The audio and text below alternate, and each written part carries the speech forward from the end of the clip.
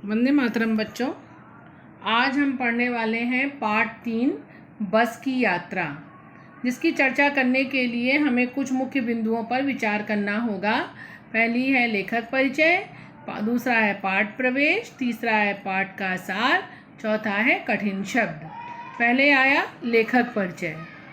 इस पाठ के लेखक हैं हरिशंकर परसाई, जिनका जन्म 22 अगस्त 1924 को और मृत्यु 10 अगस्त 1995 में हुई थी। हिंदी के प्रसिद्ध लेखक और व्यंग्यकार थे। इनका जन्म जमानी होशंगाबाद, जो कि मध्य प्रदेश में है, हुआ था। हिंदी के ऐसे ये पहले रचनाकार थे जिन्होंने व्यंग विधा को एक हिंदी भाषा में दर्जा दिलाया था और हल्के फुल्के मनोरंजक और परंपरागत तरीके से व्यंग का माध्यम तो लिया, लेकिन हल्के फुल्के परंपरागत तरीकों से उन्होंने व्यंग को हिंदी भाषा में एक मुख्य दर्जा दिलवाया था। इन्होंने जबलपुर में वसुधा नामक पत्रिका का संपादन और प्रकाशन का कार्य प्रारंभ किया, लेकिन अर्थ के अभाव में, धन के अभाव में उन्हें यह बंद करना पड़ा।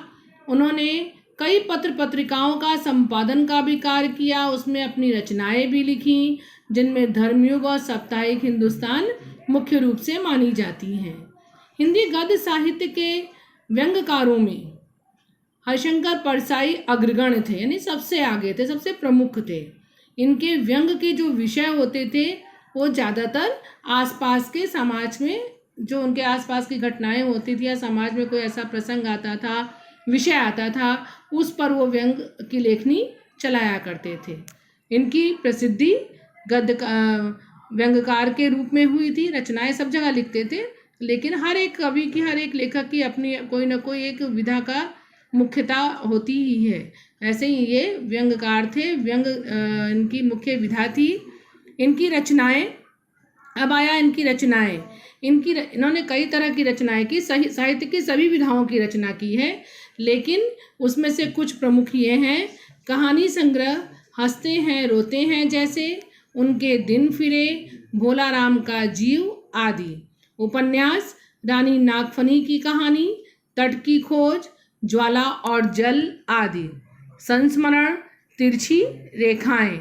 लेख संग्रह, तब की बात और थी, भूत के पांव पीछे, बेईमानी की परत, अपनी अपनी बीमारी। परसाई संग्रह भी किया इन्होंने, जिसका प्रकाशन राजकमल नई दिल्ली से हुआ था। हरिशंकर परसाई के ऊपर भी साहित्य लिखा गया था, जिसमें थी आखन देखी। संपादक थे कमला प्रसाद। प्रकाशन था वाणी प्रकाशन नई दिल्ली से। दूसरा था देश के इस दौर में, जिसके प्रकाशक थे राजकमल प्रकाशन और दिल्ली से, नई दिल्ली से प्रकाशित हुई थी। लेखक थे विश्वनाथ त्रिपाठी। और विकलांग श्रद्धा का दौर, हिंदी की विख्यात साहित्यकार हरिशंकर परसाई द्वारा लिखित एक ऐसा व्यंग था जिसे उन्हें 1982 में साहित्य अकादमी पुरस्कार से सम्मानित किया गया था। यह एक ऐसी रचना थी जिस पे इनको ये पुरस्कार से सम्मानित किया गया था। अब इसका आया दूसरा भाग, शब्दार्थ। शब्दार्थ कुछ मुख्य रूप से इस प्रकार हैं: श्रद्धा, किसी के प्रति आदर या सम्मान दिखाना या प्यार का भाव दिखाना। उम्र, जमा होना। वयोवृद्ध, बूढ़ी या पुरानी या बहुत बूढ़ी। सफ़र, यात्रा। हिस्सेदार, साझेदार या पार्टनर या भागीदार। कूच करने वाला, चले जाना या कूद पड़ना। गजब, आश्चर्य। डाकिन, डाका डालने वाली। सविनय अवज्ञा आंदोलन, यह एक गांधी जी के द्वारा चलाया जाने वाला आंदोलन था जो 1921 में चलाया गया था। ट्रेनिंग, सीख। दौर, जमाना। गुजर, चल। निमित्त, कारण। असहयोग, साथ ना देना यानी सपोर्ट ना करना। भेदभाव, अंतर। गोता, डुबकी। इत्तेफाक, संयोग, क्षीण, कमजोर, वृक्षों, पेड़, ग्लानि, खेद, प्राणांत, मृत्यु हो जाना या प्राणों का अंत हो जाना। अब आया पाठ का सारांश। पाठ के मुख्यतः जो थे हरिशंकर परसाई, उन्होंने व्यंग ही किया है। इस पाठ में उन्होंने बसों की स्थिति पर, जो रोडवेज की सरकारी जो बसें होती हैं उसकी स्थिति पर व्यंग किया है। यह एक व्यंग्यात्मक कहानी है। लेखक ने यह चर्चा करनी चाहिए कि जैसे किसी की पुरानी बसों की हालत जर्जर अवस्था में हो जाती हैं, फिर भी उन पे लोग यात्रा करते हैं और सरकार उन्हें चलाती रहती है, क्योंकि केवल वो लोग धन कमाना चाहते हैं।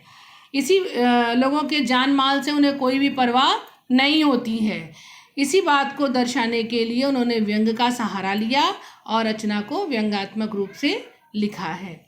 कहानी का सारांश कुछ इस प्रकार है कि लेखक जो था मित्र मंडली के साथ, अपने उसके 5 मित्र थे, मित्रों के साथ सतना से जबलपुर जा रहा था। सतना से पन्ना की यात्रा तथा पन्ना से जबलपुर, यानी डायरेक्ट उसको जबलपुर नहीं जाना था, यहाँ से सतना जाता, सतना से फिर पन्ना से जबलपुर की यात्रा ट्रेन द्वारा होनी थी। शाम को चलकर सुबह पहुँचना था। अब लेखक को बस से जाना था। जिस बस से जाना था, रात की यात्रा के प्रति लोगों ने अंदेशा जताया। लोगों ने बताया कि रात के बस की यात्रा मत करना, क्योंकि रात में वहाँ पर रास्ते खराब है, सन्नाटा है, लोगों को वहाँ बस में आने जाने में परेशानी होगी। लोग बस वहाँ पे चोर और डाकू होते हैं, रास्ते में मिलेंगे, लुटेरे होते हैं जो लूट लेते हैं। इस तरह से लोगों ने मना किया था जाने के लिए। और बस भी बहुत पुरानी थी, वयोवृद्ध थी, यानी इतनी पुरानी थी कि उस पर यात्रा नहीं किया जा सकता था, केवल उसकी पूजा की जा सकती थी। ऐसी यहाँ पे क्यों ऐसा बोला गया है? क्योंकि जैसे बूढ़े लोग हो जाते हैं तो उनको सिर्फ हम श्रद्धा के तौर पे, पूजा के तौर पे उनका हम घर में अच्छे से रख सकते हैं, देखभाल कर सकते हैं, उनसे हम कोई काम नहीं करवा सकते हैं। वैसे ही हम उस बस इतनी पुरानी थी कि उस पर यात्रा नहीं की जा सकती थी। लेकिन लेखक ने अपनी शंका व्यक्त की कि ये बस चलती भी है, और उस बस से 5 लोग सफ़र कर रहे थे, जिसमें एक बस का हिस्सेदार भी था, जिसकी बस थी उसका पार्टनर, उसका भागीदार भी था। लेखक और उसके मित्र इस दुविधा में थे कि बस ये चलेगी भी। तभी उसके एक डॉक्टर मित्र ने उसे भरोसा दिलाया कि बस अनुभवी है, भले पुरानी हो चुकी तो क्या है, अनुभवी है, कोई विपत्ति आएगी तो उसे संभाल लेगी, वह रुकेगी नहीं, उसको बहुत सारा अनुभव है। इसलिए वो अनुभव कहीं का ऐसी कोई मुसीबत आएगी तो अनुभव का प्रयोग करेगी और अपने को बचा लेगी। इसलिए नई बसों से ज़्यादा विश्वास करने योग्य है। जो छोड़ने आए थे वो लोग ऐसे देख रहे थे जैसे लग रहा है कि इनके अंतिम विदाई दे रहे हो। क्या पता ये लोग वापस आएंगे भी नहीं आएंगे, क्योंकि बस की हालत बहुत ख़राब थी। लेखक को आश्चर्य हुआ कि बस सचमुच स्टार्ट हो गई, परंतु बस बेहद खटारा थी। उसे लगता था जैसे सारी बस ही इंजन है। खिड़कियों के कांच टूटे हुए थे और जो बचे थे वो भी कब गिर जाएं इसका कोई भी अनुमान नहीं लगाया जा सकता था। कभी भी कुछ भी हो सकता था। लेखक की आशा के विपरीत बस चल पड़ी। उसकी चाल ढाल एक असहयोग आंदोलन की याद दिलाती थी। असहयोग आंदोलन मतलब कि एक दूसरे से उसके पुर्जे, उसके पार्ट्स सहयोग नहीं कर रहे थे, एक दूसरे के साथ मिल करके नहीं चल रहे थे, क्योंकि उसके पुर्जे आपस में एक दूसरे से स्टीयरिंग कहीं आवाज़ दे रहा था और सीट कहीं जा रही थी। आपस में लग ही नहीं रहा था कि सब मिल करके एक अच्छी सी बस चल रही हो। सब अलग अलग अपनी अपनी मर्जी वाले थे, उनमें सहयोग नहीं था, असहयोग की भावना थी, क्योंकि उसका पुर्जा आपस में असहयोग कर रहा था। सीट बॉडी से, बॉडी सीट से अलग होना चाहती थी। बस किसी तरह चली जा रही थी, बस चल रही थी। बस पेट्रोल की टंकी में छेद हो जाने के कारण एकाएक बस रुक गई। ये पहला इंसिडेंट हुआ, आगे कई इंसिडेंट आएंगे। पहला इंसिडेंट क्या हुआ कि बस की टंकी में छेद हो गया। अब बस रुक गई। ड्राइवर ने क्या किया, बाल्टी उठाई और टंकी से पेट्रोल निकालना शुरू कर दिया। ऐसा लगा जैसे, और उसमें पाइप लगा करके और इंजन को पेट्रोल पिलाने लगा। जैसे लगता था जैसे कि माँ जो है अपने बच्चे को शीशी में दूध डाल के पिला रही है। ये पहला इंसिडेंट हो गया। अब तो लेखक की और हालत ख़राब हो गई, उसके दोस्तों की, कि अभी तो यात्रा शुरू ही नहीं हुई कि ऐसी घटना हो गई। फिर दूसरा ये हुआ कि बस की घटती रफ्तार। अब जब पेट्रोल का ये कांड हो गया तो क्या हुआ कि बस की रफ्तार जो थी वो घट गई। लेखक को लग रहा था कि अभी ब्रेक भी फेल हो सकता है। अब तो डर गया ना, वो पहली घटना हो गई, पहले से ही डर रहे थे ऐसी खटारा बस पे बैठने के लिए। अब एक घटना जब ऐसी हो गई, पेट्रोल वाली घटना हो गई, तो लेखक को ऐसा लगने लगा कि ब्रेक फेल हो सकता है या स्टीयरिंग भी टूट सकता है, रास्ते में पेड़ों से भी बस टकरा सकती है, सड़क के किनारे झील में जा गिरेगी। ऐसा लेखक को अंदेशा हो गया।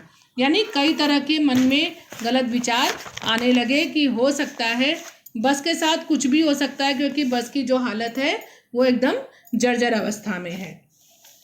पेड़ों की छाया और चांदनी रात में उस वियावान जंगल में जब बस जा कर के पूरी तरह खड़ी हो गई, लेखक और मित्रों की सवारी करने पर ग्लानि हो रही थी।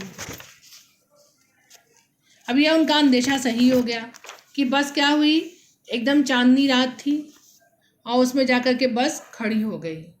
बस इतनी बूढ़ी और वयोवृद्ध थी कि लेखक और उसके दोस्तों को इतनी ग्लानि, इतना दुख हो रहा था कि हम लोग इसे बस पे बैठे ही क्यों, जब हमें पता था कि वयोवृद्ध है, पुरानी है, कहीं भी अटक सकती है, टूट सकती है, कुछ भी घटना हो सकता है, तो हमको इस बस पे बैठना नहीं चाहिए था।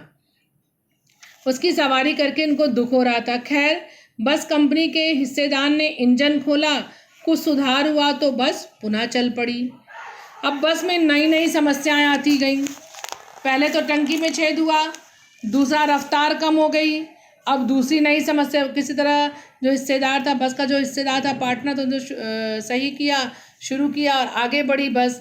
फिर और दूसरी नई समस्या क्या हो गई, बस की चाल और धीमी हो गई, उसकी गति धीमी हो गई, लाइट भी बुझने लगी, रोशनी बुझने लगी।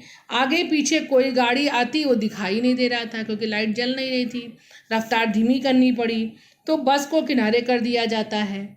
अब लाइट में, अंधेरे में कुछ दिख नहीं रहा, अंधेरा रास्ता है और कोई सुनसान रास्ता, कब कौन सी गाड़ी आके टक्कर मार जाए इसका जरा भी किसी को अंदेशा नहीं था। तो क्या करता है ड्राइवर, ले आकर के गाड़ी किनारे खड़ा कर देता है। बस के टायरों की हालत भी बहुत ख़राब थी। एक पुलिया पर आते ही बस का टायर फिस करके बैठ गया। लो भाई, अब तीसरी घटना हो गई कि बस का टायर जो था वो फिस करके बैठ गया, यानी पंचर हो गया। यदि तेज गति से आ रही होती तो भयंकर दुर्घटना हो सकती थी। स्पीड कम थी, इसलिए जब टायर पंचर हुआ तो उतनी दुर्घटना नहीं हुई, बस फिस करके रुक गई। अगर तेज गति से रही होती तो कुछ भी दुर्घटना हो सकती थी। और लेखक को यह आश्चर्य हुआ कि कंपनी के जो हिस्सेदार थे, भागीदार थे, उस बस में सफ़र कर रहे थे, उनको सब बस की हालत पता थी, फिर भी वो इस बस में यात्रा कर रहे थे। महान व्यक्ति, लेखक की दृष्टि में वो महान व्यक्ति थे जो बस की हालत जानते हुए भी उसमें सफ़र कर रहे थे। एक टायर के लिए अपने प्राण दे सकता है, उनको ये तो महान व्यक्ति है जो ऐसे बस में सफ़र कर रहा है और एक टायर के लिए भी अपनी जान दे सकता है। उसको पता था कि टायर कमज़ोर है तो बदल करके टायर चलना चाहिए था, लेकिन नहीं चला, उसे पैसे बचाने थे। तो ये तो महान आदमी है जो एक टायर के पैसे बचाने के लिए अपने प्राणों को जोखिम में डाल करके यात्रा कर रहा है। दूसरा टायर लगा, बस चली तो लेखक और साथियों को गंतव्य तक कहीं भी पहुंचने की उम्मीद छोड़ दी।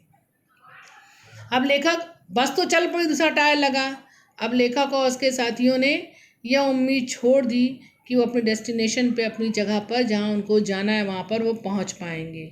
उन्हें लगता था कि उनकी सारी ज़िंदगी इसी बस में गुजर जाएगी और निराशा की तो हद हो गई। चिंता और तनाव करना भी व्यर्थ होने लगा। अब सब लोग क्या करने लगे, हंसी मजाक करने लगे। अब उनके पास कोई चारा ही नहीं था क्योंकि बस आगे जा ही नहीं सकती थी, इतनी सारी समस्या हो गई, रात का अंधेरा था और करते क्या। अब तो उनकी पन्ना वाली बस भी छूट गई, क्योंकि इनको वहाँ से पटना जाना था, वहाँ से फिर इनको बस पकड़ के जाना था और उसी रात वापस भी आना, तो सारा कार्यक्रम तो गड़बड़ हो गया। अब उन्होंने सोचा कि अब टेंशन लेंगे, तनाव लेंगे तो कोई फ़ायदा तो है नहीं, इससे अच्छा यही होगा कि बैठते हैं और हंसी मजाक करते हैं। इस प्रकार ये था कहानी का सारांश। कहानी के माध्यम से लेखक ने यह बताना चाहा है कि आज की वर्तमान परिस्थितियों में जो बसों की हालत है, बसों की जर्जर हालत के बावजूद सरकारी बसें या रोडवेज की बसें जो होती हैं, लोग पैसा कमाने के लिए उन बसों को चला देते हैं, लेकिन लोगों को यह अंदाज़ा नहीं होता है कि ये बस रास्ते में जाएगी तो कहीं भी रुक सकती है, किसी को नुकसान हो सकता है, घायल हो सकता है, लेकिन कुछ नहीं। तो एक तरीके से व्यंग किया है उन लोगों के ऊपर जो लोग अपना पैसा कमाने के लिए, धन कमाने के लिए किसी भी तरह का हथियार अपना लेते हैं, किसी का भला नहीं सोचते हैं, सिर्फ अपना पैसा कमाने की कोशिश करते हैं। यह था आपका कहानी का सारांश।